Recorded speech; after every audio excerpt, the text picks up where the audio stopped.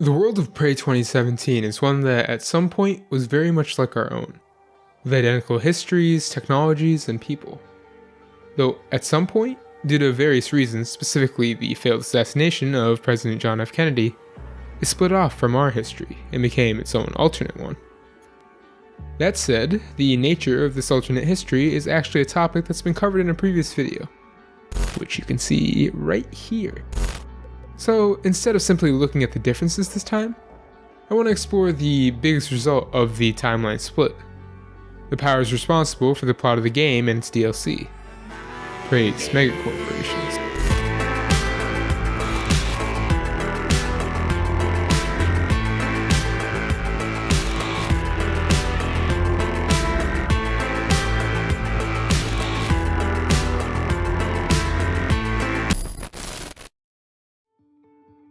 With the intro out of the way, let's dive right into the topic of this video, Prey's corporations, or as I've titled them for the video, megacorporations. Though when I use this term, I'm not just referring to the various companies involved in the manufacturing of things we see in the game and its DLC, but rather the two major in-universe corporate players in them, Transtar Industries and KASMA Corporation. Specifically, I want to cover what these companies are, their goals, the roles they play in Prey 2017, and ultimately any other interconnections that they have with parts of the game and each other. That said, I should note that this video will have many spoilers in it, at least to some extent, for both the main game and its DLC, Mooncrash. To start, let's cover the megacorporation we know more about, Transtar. Transtar is a Chinese megacorporation founded in 2025 for the express purpose, or what seems like the express purpose, of buying the Kletka program, aka Project Axiom, and subsequently everything that went with it from the US government. As to why the founding of the company was so well timed, or as to why all the things it seemingly does are very sketchy, for lack of a better term, may stem from those that govern the company, that being the board of directors. For the most part, none of Transtar's board members are known to the public, with their identities purposely being kept secret for reasons that aren't known but seem apparent in context of the game. On top of that, there's rumors as to them being incredibly old, with Neuromods supposedly being the key to their vitality. That said, there are of course some known members, both of which we learn about, at least a little, through their sons, Morgan and Alex Yu, with the board members being William and Catherine Yu. This then would also help explain why exactly these two are known to the public, as not only do William and Catherine Yu have various connections around the world to other corporations and governments, but their relatives and children are deeply involved with making what essentially is the face of the company, Neuromods. As to why Transtar is considered a megacorporation, and as to why the title of the video is what it is, comes down to a few factors. The first being that it's continuously hinted and told to us throughout the game that Transtar has its grubby little fingers everywhere, be it in governments or other companies. On top of that, we also know that the Transtar in the game is only a small part of what Transtar as a whole actually is, and that it's much closer to the real-life companies of Tencent or Amazon, that throw around their wealth and power in order to obtain what they want so that they can make more money, and subsequently repeat the process to appease their board members and stakeholders, something which ultimately leads to the events of the game and its DLC.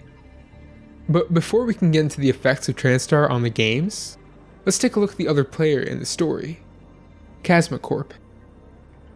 KASMA is another East Asian company, this time one originating from Thailand, founded by KASMA Singapore,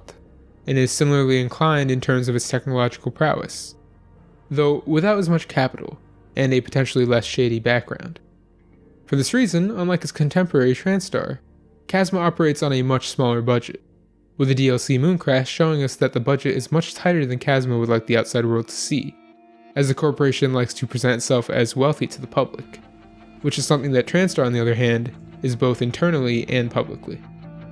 This then brings about some issues concerning KASMA and their relationship with Transtar, as it seems that Transtar may have been founded on the basis of combating KASMA in the bidding for Project Axiom, as not only did KASMA try to obtain the derelict space station and Pythias moonbase from the US government, but they lost out because of Transtar, something that would lead the company down a shady road, filled with corporate espionage and eventually the events of the Mooncrash DLC. Though it should be noted that while this corporate espionage was in response to the leaps and bounds that Transtar had begun making, it isn't anything new to KASMA, as it appears that they are no stranger to this type of behavior, and have done it many times in the past on many different occasions.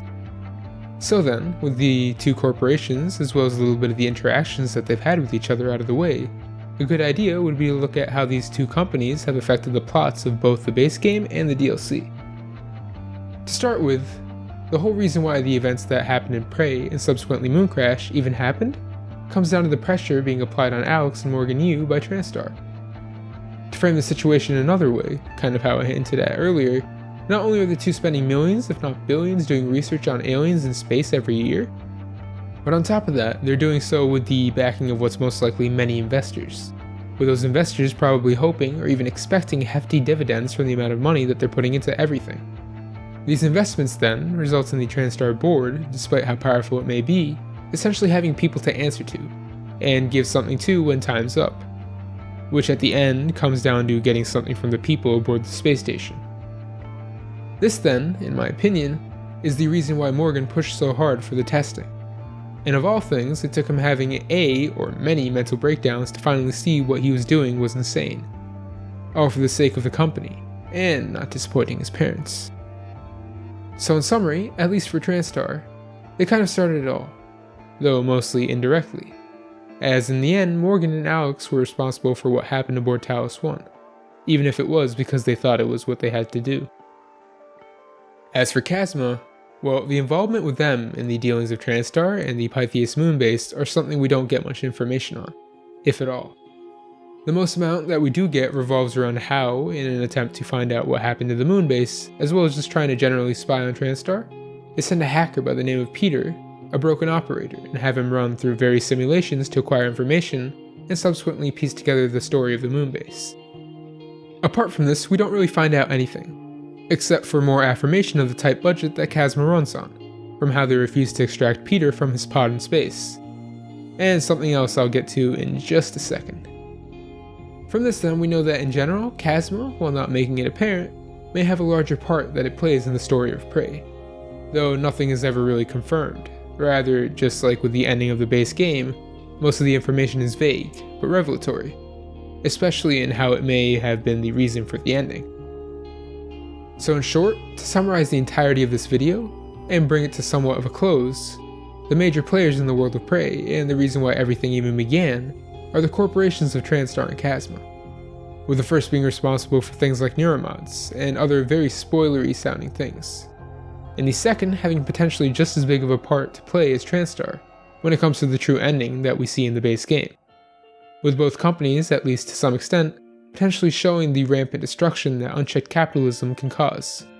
but of course taken to an extreme.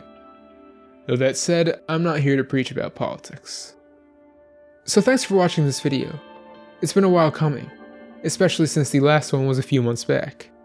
But now that this video's out, you can expect a lot more like it. And hey, if you liked the video, maybe leave a like, or dislike, please tell me why though. And if you really liked it, maybe perhaps subscribe. Anyways, once again, thanks for watching, and I'll see you in another simulation. Kuyo out.